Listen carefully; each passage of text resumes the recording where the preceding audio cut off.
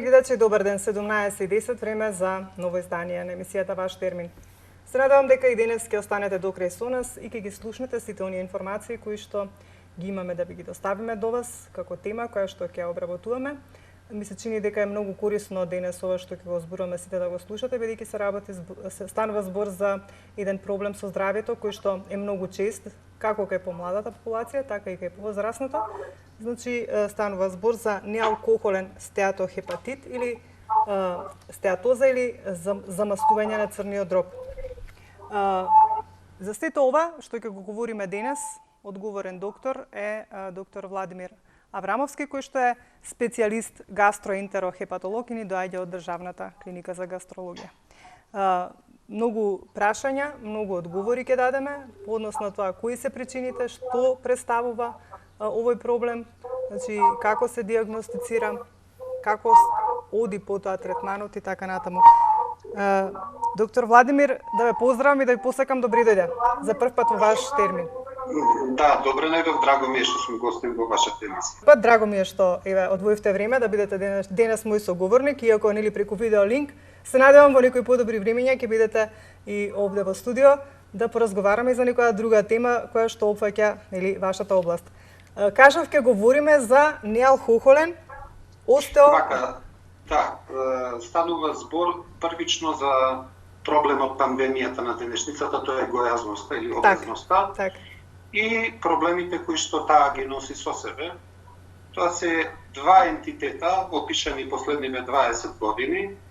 Станува збор за неалкохолната масна болест, која што по најновите критериуми веќе е прекрстена во метаболно асоцирана масна болест на црниот дроб и за неалкохолниот стеатохепатитис. Така.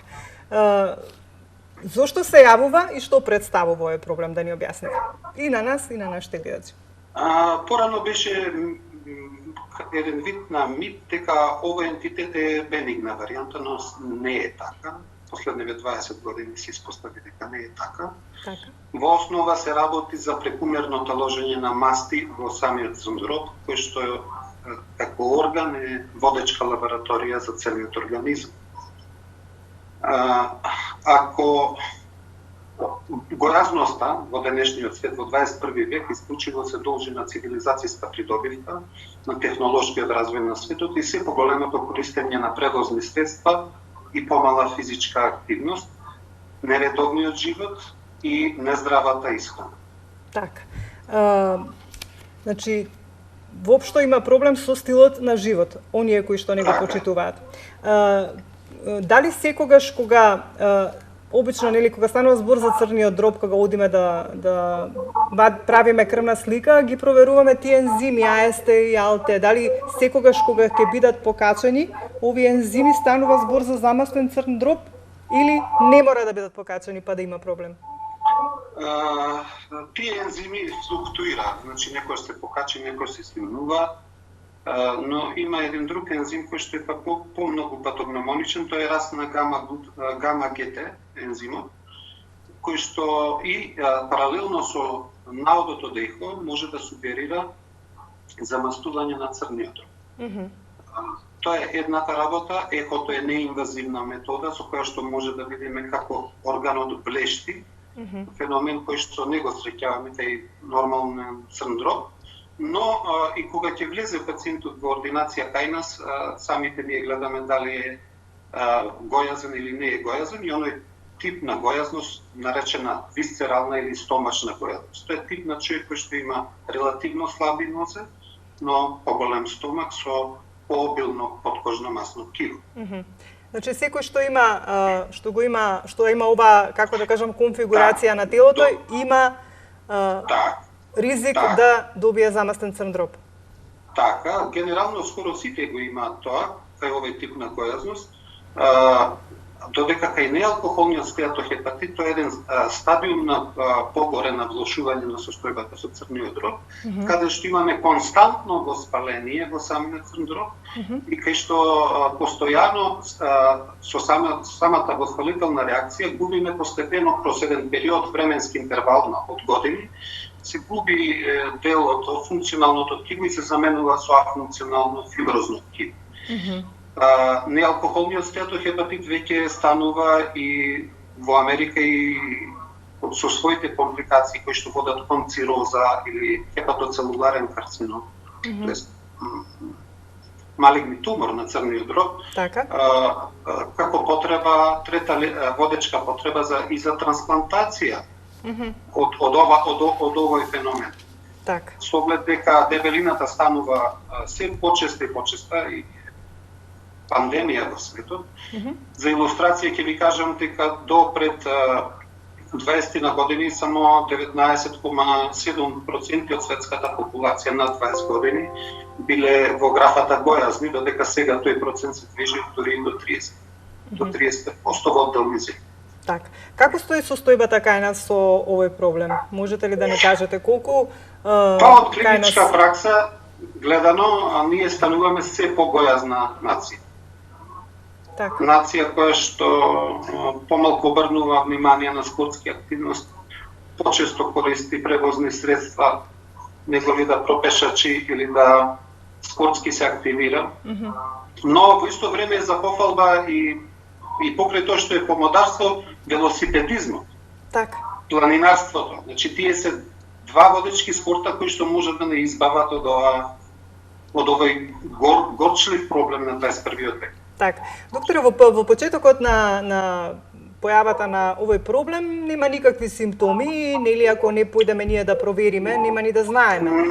Има пропратни симптоми, Така. значи дебелината е еден од факторите за замор и малаксаност. Освен дебелината говорам, што Така, дали има некои дебелината. други симптоми кои што можат да ни укажат дека постои збор за замастен црн дроб? Тоа ви реков, самата дебелина не е индикатор кој ќе биде пациент дека најверојатно е тоа. Заморот и малаксаноста, депресијата може да биде знак на дебелина. Лабораториските наоди, треба да водиме сметка исто така да ги проверуваме пациентите за нивниот тироиден статус. Значи како е состојбата со штитната жлезда. Така. Хипотироидизмот или намалена функција на тироидната жлезда води кон дебелење.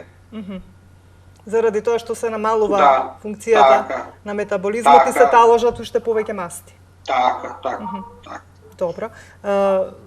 Како одат понатаму фазите на болеста? Фазата 1 е таа кога нели имаме обична замастеност на црниот дроб. Што потоа? Која е фазата 2? Последниве 20 години многу се дозна за адипоцитите или клетките на масното ткиво и нивната функција. Секогаш кога се депонираат многу масти во црниот дроб, се покренува една каскада, воспалителна каскада, со оглед дека веќе знаеме дека адипоцитите, клетките на масното ткиво и сталожените масти во црниот дроб поттикнуваат воспалителна реакција. И самата дебелина е проинфламаторна состојба. Значи состојба која што поттикнува воспаление. Ние кај гојазни лица во тек на зимски период може да забележиме изголемен број на респираторни инфекции. Меѓу другото, честа е појавата на рефлукс на киселини кај гојазни лица. Поради тој притисок од дебелината, така, нарушување на цревната флора е исто така присутна и е во директна врска со црниот дроб. Кога доминира некои бактерии кои што кај слаби лица, да речеме, не се наоѓа таква доминација. Така да оние кои што се гојазни, транзитот, самиот цревен транзит е успорен. И буја одреден тип на бактерии кои што создаваат повеќе метангаз, патава подуеност на стомакот. И внатре се создаваат ендотоксини, па дури и ендоген етанол. Иако може пациентот да ви рече дека не конзумира алкохол, али во цревата се создава, благодарение на тој успорен транзит и буење на една типична бактериска флора, тој етанол преку системот на вена порта, на вена која што е улога артерија, која што носи крвта од црева кон црниот дроб, го носи тој етанол до црниот дроб и како дополнителен фактор да се во еден зачаран круг тој процес и понатака продолжи. Така. И тоа води, значи масната болест може да доведе во 30% и некаде и поише до неалкохолен стеатохепатит. Неалкохолниот стеатохепатит е посериозна промена на црниот дроб. Кога рековме дека има една присутно пожестоко воспаление и замена на функционалното ткиво со афункционално, и кај нив е зголемен и ризикот за малигни болести, типот на хепатоцелуларен карцином и други заболувања. Но за да дојдеме до диагноза масна болест на црниот дроб и неалкохолен стеатохепатит, ние мора да ги исклучиме сите други причини за хронични болести на црниот дроб. Од типот на алкохол, хроничен вирусен хепатит, автоимуна болест на црниот дроб. Бидејќи говориме за овој проблем, кажавме дека некои испитувања се прават преку крвната слика кога се покачани ензимите. Како се врши комплетно, ме интересира диагностиката и како точно се утврдува дека станува збор за овој проблем и што потоа, како оди третманот, значи да се доведе во ред ова замастување на црниот дроб за да не премине понатаму, како што кажавме, во некоја потешка форма. Мислите во форма на неалкохолен стеатохепатит, каде што веќе да се оформува и фиброза, како први се пристапува кон решавање на првата фаза од болеста? Обично ние во самите специјалистички амбуланти, па верувам и кај матични, тоа би требало биде и работа на матичните лекари кои ќе видат гојазен пациент, веднаш да се заинтересираат каков е неговиот body mass index. Според Светската здравствена организација, дебелината е поделена на 3 степени, од кои body mass index над 40 е морбидна гојазност, од 30 до 39 е гојазност и лесна гојазност од колку беше 25 до 29,9. Така да ние би требало како популација да тежнееме да влагаме во рангот на популација со нормален body mass index. Тоа е денес многу лесно, body mass index калкулаторот може да се спушти како апликација на мобилен телефон. Редовно да се вагаме, да мериме каква е нашата тежина и да го смениме начинот на живот. Она што е битно да имаме 3 главни оброци, да процентот на растителни влакна биде голем, да се избегнуваат пијалоци со синтетска фруктоза, па и до некаде и природна фруктоза од овоше.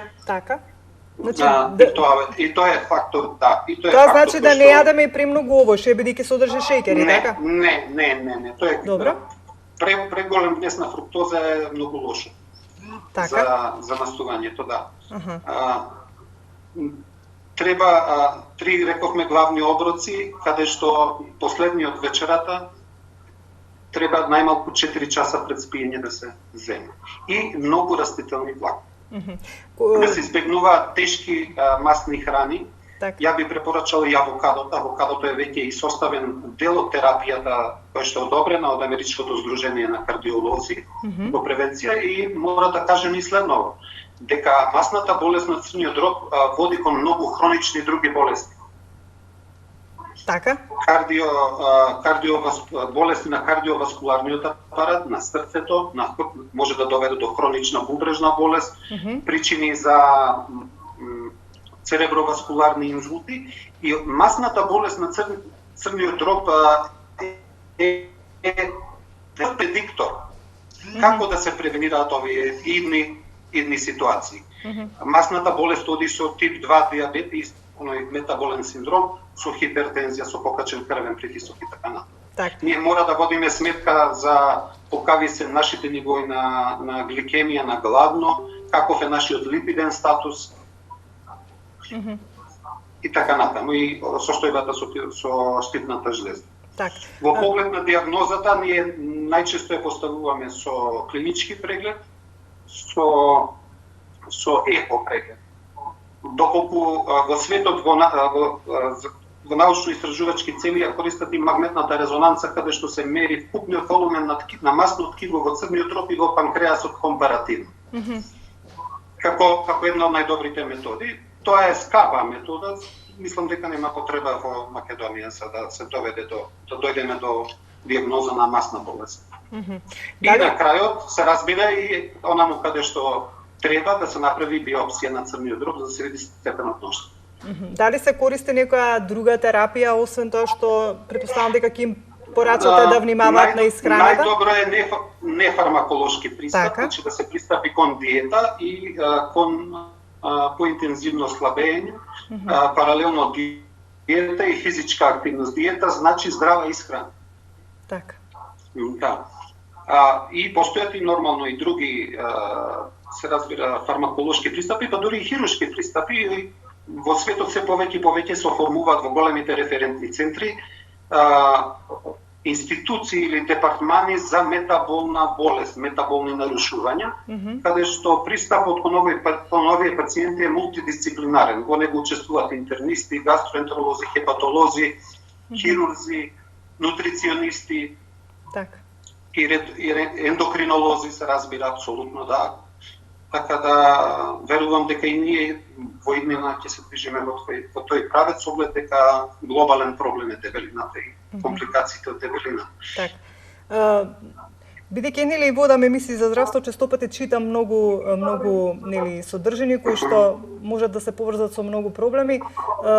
Чисто така читајќи дојдов до една информација дека колку ние често јадеме, толку се оптоварува лачењето на ензимите, значи при секоја наш внес на храна, на било каква, тогаш се постојано се лачат и ензими и така се оптоварува црниот дроб. Дали е тоа така вистина или? Од неодамна се откри хормонот лептин. Лептинот се лачи во масното ткиво. Тој игра исто улога во регулирање на ситоста. Основно е да знаеме дека еден оброк треба да трае најмалку 17 минути. За тоа време е необходно да дојде сигнал до мозокот за да го информира дека сте сити. За да понатамошниот процес прекине. Ако ние не јадеме редовно и ако оброкот го земаме брзо, многу брзо до ние 17 минути, ситоста е веќе доаѓа закаснето. Затоа треба еден оброк да трае најмалку 17 минути. Треба да се јаде поспоро, треба да се јаде здраво. Така. Да се користи авокадо, барем еднаш или половина авокадо дневно во исхраната. Многу салати, многу зелени работи, избегнуваат така наречени soft drinks на англиски или благи напитоци. Од овошје е најдобро да се конзумира јагода, капина и малина. Значи црвено овошје. Обемот на растителни влакна, обемот на растителна влакна е голем. Најмалку го оптеретуваат системот да прекумерно лачи инсулин и да направи такви шокови. Так. Колку време овие се најздрави? Ако знаеме дека јагоди имаме и капини, ние сме помнеби со капини. Така. Како најздраво треба редовно да го користиме, па дури да замрзнеме и во текот на зимата да го користиме. Така. Колку време треба вака да се води здрав начин на живот за да потоа дојде кај вас еден пациент на контрола да се види дали се поправила состојбата? Па најчесто јас им сугерирам на моите пациенти да преземат мерки во смисла на диетален режим на исхрана, да го практикуваат се тоа што го кажав и да почнат да вежбаат. Цел би ни било за период од 6 месеци доколку ова го спроведува да изгубат најмалку 10% од првичната тежина. Така. И на секои 6 месеци по 10% се дори не се доведеме во ранг на оној нормален body mass index. Процесот на одмастување оди многу споро, а за мастувањето може да оди многу брзо. Да речеме, детектирано е дека во една популација во Америка каде што конзумирале нон-стоп фаст фуд, дека за еден месец може доста да се замасти црниот дроб, но дека е потребно дори година дена со оваков режим постепено тој да се одмастува. Така. Добро, претпоставам дека кога нели ќе се доведе тежината во некоја нормална вредност, како што кажавте, според оној Body Mass Index, тогаш можеме да кажеме дека на некој начин проблемот е решен. Меѓутоа, што ако навреме не се дијагностицира проблемот? Што се може да предизвика? Па може, ви реков, ова е мултиорганска болест, кој што самото замастување е ран предиктор за можни цереброваскуларни инсулти, за развој на тип 2 на диабет. Па дури и најтешки форми? На кардијална дисфункција, значи дисфункција на самото срце. Понатака колегите научници од светот приметиле дека и развојот на карцином на колон, на дебело црево, на панкреас и на дојка дури е поприсутна кај гојазните. И приметиле дека секупниот морталитет од било кои други причини кај гојазните е многу поголем за разлика од другата популација. Значи, во секој случај дебелината е болест на 21-виот век, така речено, доктор. Апсолутно, да. Што представува фиброзата како некоја трета фаза од проблемот? Фиброзата е замена на функционално ткиво со афункционално или оживјасто ткиво, кое што ја намалува секупната функција на црниот дроб, може да доведе до цироза. Цироза е веќе иреверзибилна оштета со комплетно нарушена структура и градба на црниот дроб, со изгубени функции. Функциите на црниот дроб се многу бројни, од создавање на протеини битни во размената на протеини во доткивата и додржување на колоидност мочкиот притисок, во метаболизмот на билирубинот, во детоксикација севкупно на целиот организам и еден куп други функции за кои што ние кај црнодробна цироза веќе нема назад. И единствен лек за цироза е во одредена фаза да се направи трансплантација на црниот дроб. Тоа веќе говориме за најтешката форма или на некој начин кој што збориме за црнодробна цироза или трансплантација може да се направи и без цироза доколку има неалкохолен стеатохепатит, па на таков терен се развил хепатоцелуларен карцином или карцином по потекло од црнодробна. Так, тоа сакав да кажам најтешката форма која што може нели да дојде до степен на карцином. Бидејќи некако започнавме со и да не заборавам, има и фармаколошки пристап, тоа се едни специјални лекови кои што се уште се испитува, и аглитазони кои што има ефект во мастувањето на црниот дроб, но и дел од нив се испостави дека имаат и токсични ефекти, така да секогаш треба да се гледа бенефитот. Покава би била штетата од тоа. Користење на лекови за регулирање на маснотиите, кај диабетичари инсулин и други инсулински сензитајзери, така да. Тоа би било сега за сега, но најбитен е тој нефармаколошки пристап. Најголем проблем кај оваа популација е што кога ќе се доведе до нормална тежина, проблем е како да се одржува. И секогаш недостасува волја и упорност. Но мислам дека со некој системско решение во држава, можеби и тоа би можело да се реши. Кога станува збор за возраста, кој е најпогоден? Па, различни статистики се смета дека доминираат мажи, негде пишува некаде тоа жените. Генерално се повозрастните, позастапени, но во последно време загрижува фактот што и дечиња имаме гојазм, па дори со така да точен е епитетот на пандемија на 21-виот. Так. Интересен ми е еден податок дека кога имате проблем со жолчното кесе и кога треба да се извади, тогаш функцијата ја презема црниот дроб. Колку кај оние луѓе кои што имаат нели извадено жолчно кесе може да представува проблем понатаму во функцијата на црниот дроб? Жолчното кесе е резервоар на жолчка. Жолчката не се создава во жолчното кесе. Жолчката се создава во црниот дроб. Да, жолчното кесе е само акумулација помеѓу два оброка и се празни секогаш кога ќе се внесе храна во дигестивниот тракт. Секогаш кога ќе се оформат во жолчното кесе, доколку прават проблеми, се сугерира хируршки пристап, друг пристап за тоа не постои. Основно е хируршки третман. Доколку се создадат камења како резултат на гојазност, тогаш во жолчните канали, тоа е нешто друго, тогаш пациентите првично завршуваат кај нас, ние правиме обид по ендоскопски пат со метода која што се вика ендоскопска ретроградна холангиопанкреатографија, да ги отстраниме прво камењата од жолчните канали, па доколку постојат и во жолчното кесе, потоа оди на хируршки третман за жолчното кесе. Но доколку не постои, секогаш се вади жолчното кесе. Зборам камења во жолчните канали.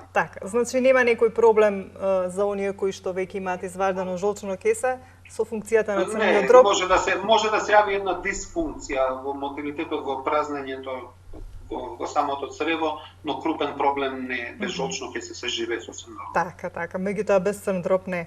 Бидејќи како што Да. знаеме, тоа е Така филтер на нашиот организам, значи ги собира сите токсини. И фабрика создава многу битни состојки за телото. Доктор Владимир, неизбежно ми е некако при крај сме со разговорот, бидејќи како што го започнавме разговорот, веќе 4 месеци сме во пандемија на COVID-19 и не знаеме практично до кога ќе траје. Секој ден се потенцира дека треба да се научиме да живееме со вирусот. Се разбира со почитување на препораките. Ке ни кажете на крај еден совет за сите, впрочем, како да се однесуваме, меѓутоа ме интересира бидејќи некако кога се случува да починат повеќе пациенти, еве и во изминатиот период имаме доста. Дебелината беше еден од ризикот за компликации, нели, ако некој пациент со ваков ризик добие и коронавирус. Зошто е тоа така? Заради сето она што досега го говоревме? На емисијата кажав дека масното ткиво создава адипоцитокини. Тоа е тумор некрозис фактор алфа, интерлеукин 6. Оние кои што кај овој тип на лица доведуваат до цитокинска бура. Така. Најголемиот проблем кај популацијата помлада од 60 години, потреба за интензивна нега и несакан исход, смртен исход, кај ова вирусно заболување, токму е цитокинската бура и секундарната оштета од самиот прекумерна имуна реакција врз белите дробови. Затоа е битно совет до нашата популација во Македонија да во овој период, ја не знам колку ќе трае оваа пандемија, веројатно се до пронајдено на ефективен лек или вакцина, за која што се најавува дека во Европска унија некаде од јануари можеби би била во оптех за граѓаните на Европска унија, но ние до тогаш мора да внимаваме.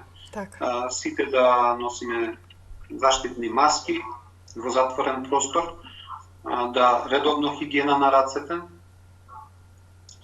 и физичката дистанца задолжително. Така. Да. Она што е препорака до мене кај оние кои што се гојазли да направат обид со вежбање дома, доколку поседуваат орбитрек или на друг начин да се подвргнат на вежбање, затоа што така ќе намалат можност од компликации. Ова е една работа и втора работа е да самата дебелина придонесува до феномени на влошување кај астма, пиквик синдром така наречен. Потоа се смета и различни студии различно говорат дека го намалува и капацитетот на самото белодробие и неговата комплајанса, така да и тука игра улога дебелината.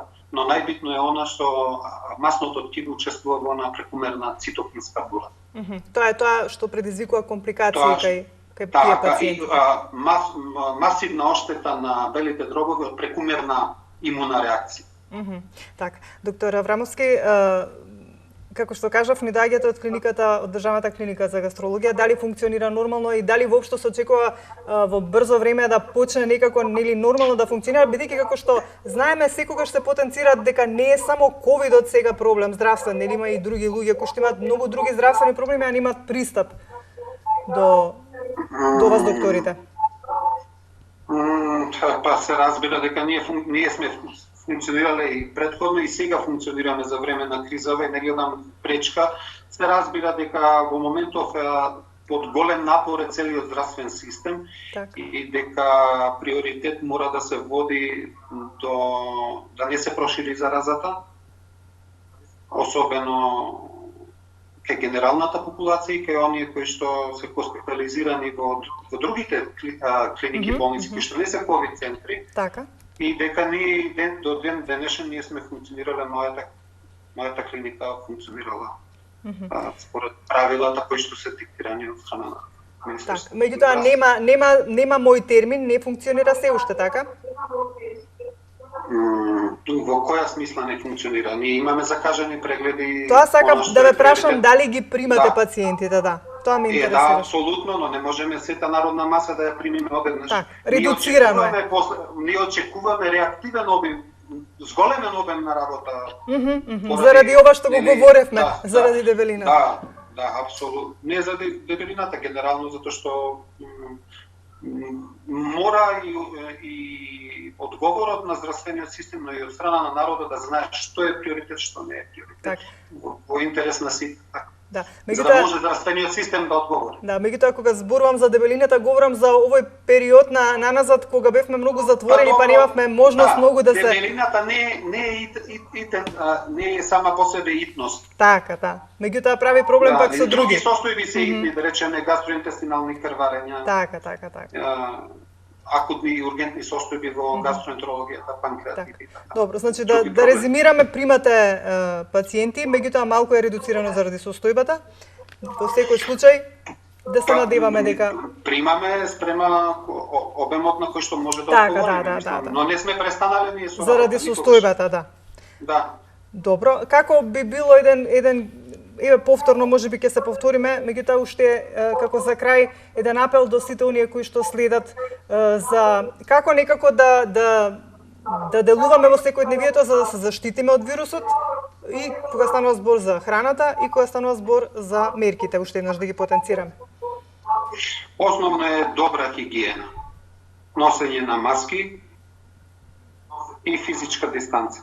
Така. И да се храниме здраво. Да, и народот да разграничи што е приоритет, што не е приоритет за превенција. Знае што е приоритет. Ургентните состојби се секогаш приоритет. Така. Она што навистина не може да чека. Да, дебелината и масната болест сама по себе и не се итност. Така. То може да почека, не е тоа. Така, добро. Меѓутоа секако да се внимаваат на сето она што го препорачавте во однос на исхраната. Да, диетален режим на исхрана, многу растителни влакна, да се исфрлат тешки масни храни, конзумирање на авокадо, зеленило, помалку месо. Така. Црвено овоше. Повеќе физичка активност, маслиново масло да се користи. Така. Да се избегнуваат така наречени soft drinks, благи напитоци и фаст фуд храна. Да биде се тоа сварена храна, здрава исхрана. И да се користат, особено овој период, капини, маливни јагоди. Како што потенциравме тоа црвено овоше кое што е исто антиоксиданс. Ви благодарам, доктор Аврамовски, за денешново излагање ваше. Многу работи појаснивме, многу работи кажавме и вие исто како специјалист му кажавте што не треба и што треба, нели? Па се надевам дека во некоја следно издание, како што кажав, се надевам дека ќе се смири сепак ќе можете нели да ни гостувате овде во студио, па да поразговараме за некои други проблеми, како што кажавте ги има многу. Ми е драго што бев гостин кај вас, па макар и на овој начин. Се надевам дека нешто одговоривме со оглед на времето кое што ми беше на располагање. Так. И основна порака до популацијата е да не дозволи да станеме гојазни или ако сме гојазни да почнеме да работиме да го решиме тој проблем. Так. Ви благодарам уште еднаш и ви посакувам убав ден. Да, ви благодарам и на вас. Поздрав до гледачи. Почитувани гледачи, тука и јас ќе ве поздравам за денес. Се надевам дека сето она што го слушнавте во денешното издание на Ваш термин ќе биде од ваша корис, нели се со цел за сите оние проблеми кои што говоревме околу нели замастувањето на црниот дроб, навреме да реагирате и да не дозволите нели да се направи уште поголем проблем кој што ќе дојде до некој посебен и како да кажам некој третман кој што ќе биде поинвазивен. Ви благодарам за вниманието. Се надевам дека ќе имаме уште една средба во понеделник, тоа ќе биде 7 дена во исто време и се надевам дека ќе имаме и тоа интересна тема и ќе го задржиме вашето внимание. Чувајте го своето здравје и останете во добро здравје.